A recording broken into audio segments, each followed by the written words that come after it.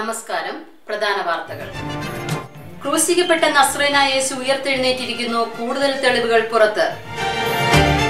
യെരുശലേം ദേവാലയത്തിലേക്കുള്ള പ്രവേശനത്തിന് നിയന്ത്രണം ഏർപ്പെടുത്തി. തിരശ്ശീല നടുവേക്കേറിയതുകൊണ്ടാണ് നിയന്ത്രണമെന്ന് കരുതപ്പെടുന്നു. ക്രൂശീകരണ സമയത്ത് ഉയർത്തെഴുന്നേറ്റവരുടെ എണ്ണം 300 കവിഞ്ഞു. ഭൂകമ്പം മൂലമുണ്ടായ നാശനഷ്ടങ്ങൾ കണക്കാക്കുമ്പോൾ ഏകദേശം 33,000 വെള്ളിക്കാശ്. വാർത്തകൾ വിശദമായി. കഴിഞ്ഞ 3 ദിവസങ്ങളിലായി യെരുശലേമിൽ നടന്നുകൊണ്ടിരിക്കുന്ന നാടകീയ സംഭവങ്ങൾ പുതിയ വഴിത്തിരിവിലേക്ക്. യേശു ഉയർത്തെഴുന്നേറ്റിരിക്കുന്നു എന്നതിന് കൂടുതൽ തെളിവുകൾ പുറത്ത്. ഉയർത്തെഴുന്നേറ്റ യേശുവിനെ കണ്ടു എന്ന് അവകാശപ്പെട്ട അനേകർ രംഗത്ത് വന്നിരിക്കുന്നു. ശുദ്ധ അസംബന്ധമെന്ന് പുരോഹിതന്മാരും ശാസ്ത്രിമാരും. കൂടുതൽ വിവരങ്ങളുമായി യെരുശലേമിൽ നിന്ന് അനീഷ് ജോസഫ് നമ്മോടൊപ്പം ചേരുന്നു. ഹലോ അനീഷ്, കേൾക്കാമോ?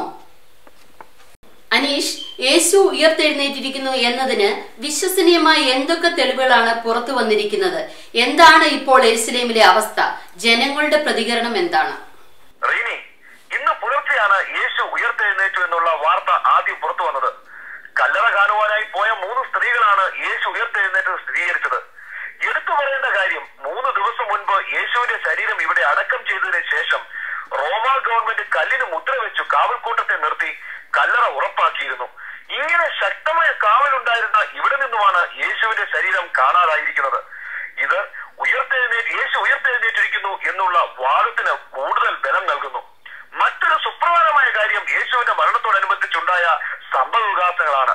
ക്രൂശീകരണ സമയത്തുണ്ടായ അന്ധകാരാവസ്ഥയും ഭൂകമ്പവും കല്ലറകൾ തുറന്നും മരിച്ച ഉയർത്തെഴുന്നേറ്റതുമെല്ലാം കേട്ടുകേൾവിയില്ലാത്ത കാര്യങ്ങളാണ്.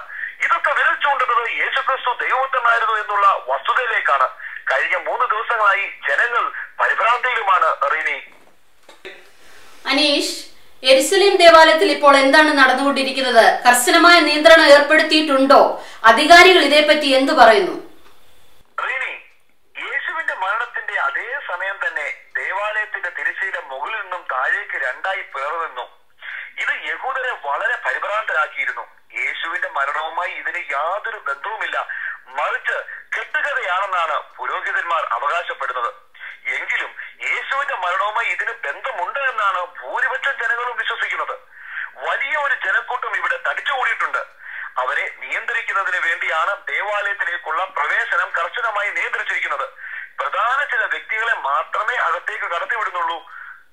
മാധ്യമപ്രവർത്തകർക്ക് പോലും ഇവിടെ പ്രവേശനമില്ല. അനീഷ്, ചിലർ അവിടെ ഉയർത്തെഴുന്നേറ്റിരിക്കുന്നു എന്നുള്ള വാർത്ത പുറത്തു വന്നുകൊണ്ടിരിക്കുന്നുണ്ടല്ലോ. ആരൊക്കെയാണ് ഉയർത്തെഴുന്നേറ്റത്? ആർക്കൊക്കെ പ്രത്യക്ഷനായി എന്നാണ് പറയപ്പെടുന്നത്? വളരെ നാടകീയമായ സംഭവങ്ങളാണ് കഴിഞ്ഞ 3 ദിവസങ്ങളായി ഇവിടെ അരങ്ങേറിക്കൊണ്ടിരിക്കുന്നത്.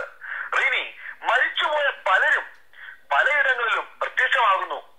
എന്തുകൊണ്ട് ഇങ്ങനെ സംഭവിക്കുന്നു എന്നുള്ളത് തികച്ചും കൗതുകം ജനിപ്പിക്കുന്നു. ഇങ്ങനെ പ്രത്യക്ഷപ്പെടുന്നവരുടെ എണ്ണം 300 കവിഞ്ഞു എന്നാണ് അവസാന റിപ്പോർട്ടുകൾ സൂചിപ്പിക്കുന്നത്.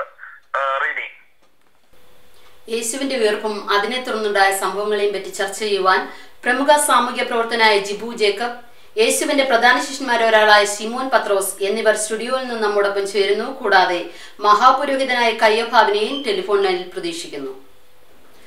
ശ്രീ ജിബു, ഒരു സാമൂഹിക പ്രവർത്തകൻ എന്നുള്ള നിലയിൽ താങ്കൾ ഈ വിഷയത്തെ എങ്ങനെയാണ് നോക്കിക്കാണുന്നത്? പ്രധാനമായും 2 ചോദ്യങ്ങളാണ് ഇവിടെ ഉയർന്നു വന്നിരിക്കുന്നത്. ഒന്ന്, യേശുക്രിസ്തുവിന്റെ ശരീരം ആരെങ്കിലും എടുത്തുകൊണ്ട് പോയതാണ്. 2, യേശു ഉയർത്തെഴുന്നേറ്റതാണ്. ഈ ചോദ്യങ്ങളെ നാം അഭിമുഖീകരിക്കുമ്പോൾ തന്നെ നമ്മൾ കഴിഞ്ഞ 3 ദിവസമായിട്ട് യെരുശലേമിൽ എന്താണ് നടക്കുന്നതെന്ന് നമ്മൾ വ്യക്തമായിട്ട് പരിശോധിക്കുകയാണെങ്കിൽ ഒരു വ്യക്തമായ നീതി നിഷേധം ഈ ഒരു വിഷയങ്ങളിലൊക്കെ നമുക്ക് കാണുവാൻ സാധിക്കും. കാരണം യേശുക്രിസ്തുവിനെ ഇവർ പിടിച്ചു, 4 ഇടങ്ങളിലായിട്ട് അദ്ദേഹത്തെ വിചാരണ ചെയ്തു. പല കുറ്റങ്ങളും അദ്ദേഹത്തിനെതിരെ ആരോപിക്കപ്പെട്ടു. എന്നാൽ ഈ കുറ്റങ്ങളിൽ ഒന്നും അദ്ദേഹം ശിക്ഷിക്കപ്പെടുവാൻ തക്കതായ ഒരു കുറ്റം ചെയ്തു എന്ന് തെളിയിക്കുവാൻ ഇവർക്ക് കഴിഞ്ഞിട്ടില്ല.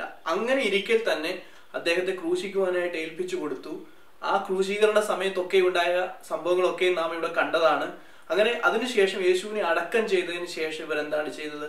റോമ ഗവൺമെന്റിന്റെ ശക്തമായ കാവലാണ് അവിടെ ഏർപ്പാടാക്കിയിരുന്നത്. അങ്ങനെ ഒരു വലിയ കാവൽ ഉണ്ടായിരിക്കെ തന്നെ നമുക്കറിയാം, ഇതിന് കല്ല് മുദ്ര വെച്ചിരുന്നു, അവിടെ കാവൽ ഏർപ്പെടുത്തിയിരുന്നു. അങ്ങനെ ഒരു സാധാരണ കുറച്ച് പേർക്ക് ചേർന്നുകൊണ്ട് യേശുവിന്റെ ശരീരം എടുത്തുകൊണ്ട് പോകുവാൻ യാതൊരു വിധത്തിലും കഴിയാത്ത ഈ അവസ്ഥയിൽ ഇവിടെ യേശുവിന്റെ ശരീരം അപ്രത്യക്ഷമായിരിക്കുന്നു.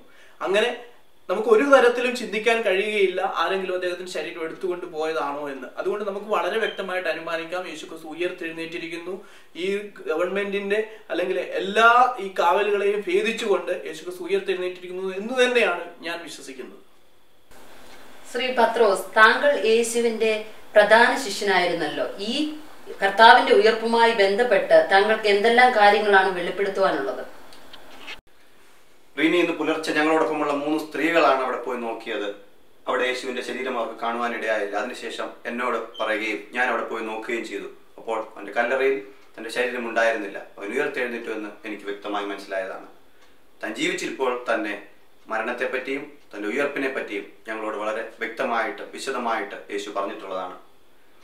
ഓരോ സംഭവങ്ങളും അവൻ പറഞ്ഞതുപോലെ തന്നെയാണ് ഇപ്പോൾ നടന്നുകൊണ്ടിരിക്കുന്നത്. മാത്രമല്ല, ജിബു പറഞ്ഞതുപോലെ അവനെ കൊല്ലുവാനും അവന് നീതി നിഷേധിക്കുവാനും മുമ്പിൽ നിന്നവർ തന്നെയാണ് ഇപ്പോൾ യേശുവിന്റെ ഉയർപ്പിനെ പറ്റി സാക്ഷ്യപ്പെടുത്തിക്കൊണ്ടിരിക്കുന്നത്. മഹാപുരോഹിതനായ കയ്യഫാവ് ഇപ്പോൾ ടെലിഫോൺ ലൈനിൽ നമ്മളോടൊപ്പം ചേരുന്നു. കയ്യഫാവ്, ഇതിനോടകം യെരുശലേമിൽ നടക്കുന്ന സംഭവ വികാസങ്ങൾ താങ്കൾ അറിഞ്ഞു കാണുമല്ലോ. താങ്കൾക്ക് ഇതേപ്പറ്റി എന്താണ് പറയാനുള്ളത്? എന്നിവിടെ പ്രചരിക്കുന്ന വാർത്തകളൊക്കെ ആരോ കെട്ടിച്ചമച്ച ചില കെട്ടുതകൾ മാത്രമാണ്. യേശുവിനെ ക്രൂശിപ്പാൻ ഏൽപ്പിച്ചത് ഈ രാജ്യത്തിന്റെ നിയമവ്യവസ്ഥയാണ്. അതിലേക്ക് ഞങ്ങളെപ്പോലുള്ള ആൾക്കാരെ വലിച്ചിരിക്കുന്നത് തികച്ചും തെറ്റാണെന്നാണ് എന്റെ വാദം. ക്രൂശിക്കുന്ന സമയത്ത് നടന്ന ഭൂകമ്പത്തെയും സൂര്യാസ്തമത്തെയും യേശുവുമായി ബന്ധിപ്പിച്ച് കഥകൾ മെനഞ്ഞ് പുതിയൊരു മതം ഉണ്ടാക്കുവാൻ ശ്രമിക്കുന്നവരുടെ ലക്ഷ്യം മാത്രമാണ് ഇത് എന്ന് എനിക്ക് തീർത്തു പറയാൻ കഴിയും.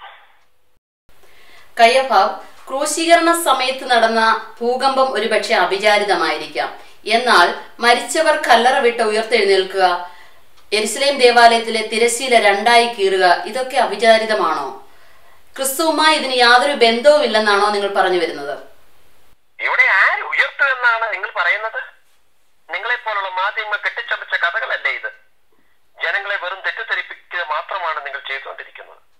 ദേവാലയത്തിന്റെ തിരശ്ശീലയുമായി ക്രിസ്തുവിന്റെ ക്രൂശീകരണത്തിന് എന്താണ് ബന്ധം? എന്റെ അഭിപ്രായം അത് യാതൊരു ബന്ധമില്ലെന്ന് തന്നെയാണ്. എനിക്ക് കൂടുതൽ ഒന്നും പറയാൻ ഇല്ല. ജനങ്ങളെല്ലാം കണ്ടുകൊണ്ടിരിക്കുകയാണ്. ഇത് വെറും കെട്ടുകഥകൾ മാത്രമാണ്.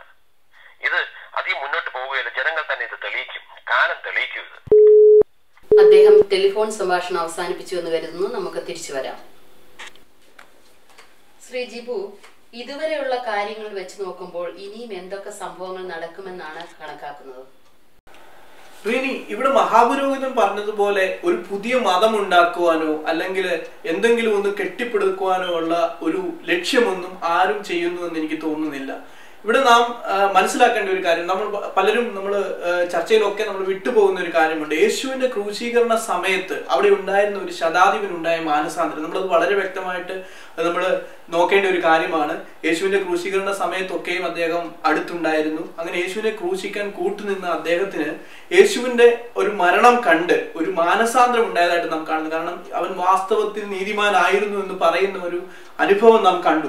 അങ്ങനെ യേശുവിനോട് ക്രൂശിക്കുവാനായി കൂടെ നിന്നവർ പോലും അവർക്ക് തന്നെ മനസ്സിനൊരു മാറ്റം ഉണ്ടായത് നാം കാണുമ്പോൾ തുടർന്നും അനേകരുടെ മനസ്സുകളിൽ ഇതൊരു മാറ്റം ഉണ്ടാകും എന്ന് തന്നെയാണ് ഞാൻ കരുതുന്നത്.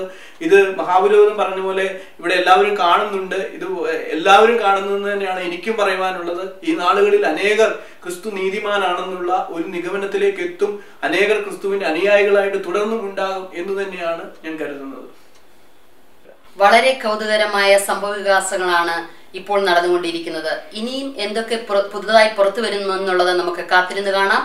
വളരെ നന്ദി ശ്രീ ജിബു, ശ്രീ പത്രോസ്, മഹാപുരോഹിതൻ കയ്യഫാവ് ഈ ചർച്ചയിൽ പങ്കെടുത്തതിന്.